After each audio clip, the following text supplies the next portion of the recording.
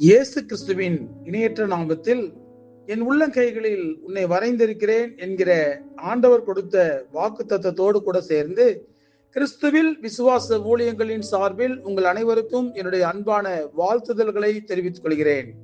இன்றைய நாளுக்கான golden apple 1 யோவான் 2:15 உலகத்திலும் உலகத்தில் உள்ளவைகளிலும் அன்பு கூறாதிருங்கள்.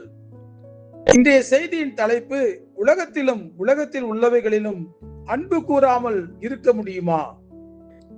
ஒரு நாளில் நாம் ஆண்டவரோடு செலவு செய்கிற நேரத்தை விட உலகத்தில் உள்ள பொருள்களோடு கூட செலவு செய்கிற நேரங்கள் தான் அதிகம்.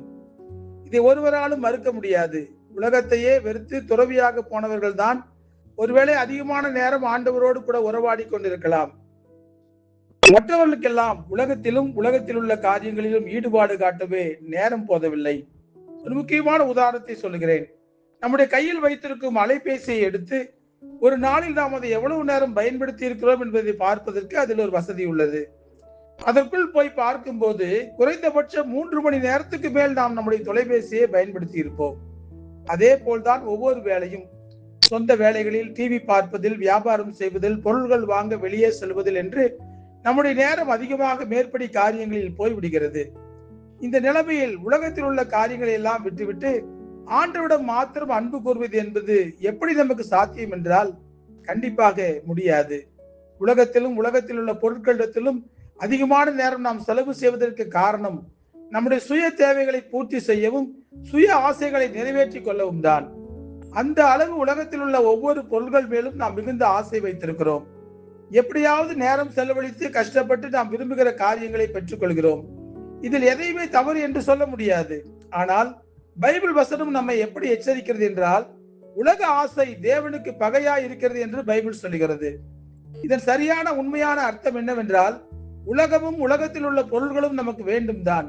ஆனால் ஆண்டவரை விட உலகத்துக்கு நாம் முக்கியத்துவம் கொடுக்கும் போது, உலகத்தில் உள்ள பொருள்களுக்கு முக்கியத்துவம் கொடுக்கும் போது நாம் ஆண்டவருக்கு பகைவர்களாக மாறிவிடுகிறோம். முதலாவது தேவனுடைய ராஜ்யத்தையும் அவருடைய நீதியையும் தேடுவதற்கு பதிலாக நம்மோடு கூட பழகும் மனிதர்களை திருப்திப்படுத்துவதற்காக ஆண்டவருக்கு கொடுக்க வேண்டிய முக்கியத்துவத்தை நாம் தவற விட்டு விடுகிறோம். இதனுடைய தாக்கம் எப்படிப்பட்டது என்பது நமக்கு புரிவதில்லை. வேதத்தில் அதற்கு சரியான ஒரு உதாரணம் உள்ளது. ஐஸ்வர்யவான் ஒருவன் தன் நிலத்தில் நல்ல விளைச்சல் வந்தவுடன் தன் ஆத்துமாவை நோக்கி, உனக்காக அநேக வருஷங்களுக்கு அநேக பொருட்களை சேர்த்து வைத்திருக்கிறேன், நீ இளைப்பாரி புசித்து குடித்து பூரிப்பாயிரு என்று தனக்குள்ளே சொல்லிக் கொண்டானாம். உன்னை நோக்கி, உன் ஆத்துமா உன் இடத்திலிருந்து இந்த ராத்திரியில் எடுத்துக் கொள்ளப்படும் போது நீ சேகரித்து வைத்த பொருட்கள் என்னவாகும் என்று ஆண்டவர் கேட்டார். இதுதான் இன்று நம்முடைய நிலைமை. ஆண்டவரிடத்திலே அன்பு கூறுவதை விட உலகத்திலும் உலகத்தில் உள்ள பொருள்கள் மீதும் அன்பு கூர்ந்து எல்லாவற்றையும் கவனமாக செய்கிறோம். ஆனால் ஆண்டவரை விட்டு விடுகிறோம். இந்த உலகமும் இந்த உலகத்தில் உள்ள பொருள்களும் நம்மோடு கூட வரப்போவதில்லை. ஒரு குண்டூசியை கூட நாம் கொண்டு போக போவதும் இல்லை. சொல்ல போனால் இந்த உலகத்தில் எதுவும் நமக்கு நிரந்தரம் இல்லை. இந்த உலகத்தை சுற்றி பார்க்க வந்த சுற்றுலா பயணிகள் நாம் என்று ஒருவர் கூறுகிறார். சுற்றி பார்த்து முடித்துவிட்டு ஒரு நாள் கிளம்பியே ஆக வேண்டும். நிரந்தரமாக இந்த உலகத்தில் நாம் இருக்க முடியாது. பார்த்து பார்த்து நாம் சேர்த்து வைத்த பொருள்களையும் நாம் பாதுகாக்க முடியாது. ஆனால் இந்த உலகத்தை விட்டு செல்லும் போது நம்மை வரவேற்க நமக்கு பரலோக ராஜ்யம் காத்து கொண்டிருக்கிறது என்பதை நாம் மறந்துவிடக் கூடாது. அங்கு செல்வதற்குரிய தகுதிகளைத்தான் இந்த உலகத்தில் நாம் செயல்படுத்த வேண்டும். அதற்குத்தான் நாம் ஆண்டவரிடம் அதிக அன்பு கூற வேண்டும் என்று பரிசுத்த வேதாகமம் நமக்கு கற்றுக் கொடுக்கிறது. ஆண்டவர் நமக்கு கொடுத்திருக்கிற கிருபைகள், ஆண்டவர் நமக்கு கொடுத்திருக்கிற பொன்னான நேரம், நமக்கு கொடுத்திருக்கிற ஒரே ஒரு வாழ்க்கை, எதையும் இந்த உலகத்துக்காக நாம் செலவழித்து விட்டால், உலகத்துக்காக மட்டும் செலவழித்து விட்டால் ஆண்டவரை போய் நாம் பார்க்கவே முடியாது. நாம் என்ன செய்ய வேண்டும்? ஆண்டவருக்காக எதையாவது செய்ய வேண்டும். அதற்காக இந்த உலகத்தில் நாம் அன்பு கூறுகிற சில காரியங்களை தியாகம் செய்து விட்டுவிட வேண்டும். நமக்கு ஆண்டவர் தான் முக்கியம். ஆண்டவரை விட இந்த உலகத்தில் நாம் சம்பாதிக்கிற ஞானமானது வீணானது என்பதை நாம் உணர்ந்து கொள்ள வேண்டும். அந்த ஞானம் ஆவிக்குரியதாக இருந்தால் இந்த உலகத்தை விட்டுவிட்டு, உலகத்தில் உள்ளவைகளை விட்டுவிட்டு நாம் ஆண்டவருக்கு மட்டும் அதிக முக்கியத்துவம் கொடுப்போம்.